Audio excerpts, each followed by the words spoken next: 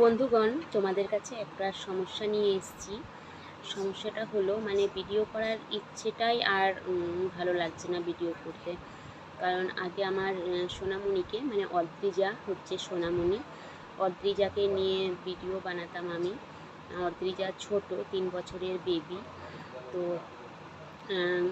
হঠাৎ করে আমার ওই রিজু অদ্রিজা ব্লগ, রিজু স্টার চ্যানেলটা বন্ধ হয়ে যায়। আমি আমার ছেলে রিজু, মেয়ে অদ্রিজাকে নিয়ে ভিডিও বানাতাম। তো হঠাৎ করে যখন বন্ধ হয়ে যায়, তো আমি জিমেল আইডিতে মেসেজ করেছি।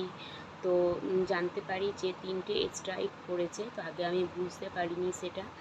তো হঠাৎ করে 3টে স্ট্রাইক, একটা স্ট্রাইক তুলে নিয়েছে এক দাদা, আর 2টো স্ট্রাইক দিয়েছে এক কোনো কোম্পানি দিয়েছে। তো সেখানে আমি অনেক মেল করেছি, কোনো কিছুতেই কোনো রিপ্লাই পাইনি, কোনো হেল্প করেনি। তো কেন দিয়েছে, বা আমি কিছু ভুল করেইছি, কারণ আমি অজান্তে করেছি ভুল, হয়তো অন্য কোনো কন্টেন্ট ইউজ করেছি।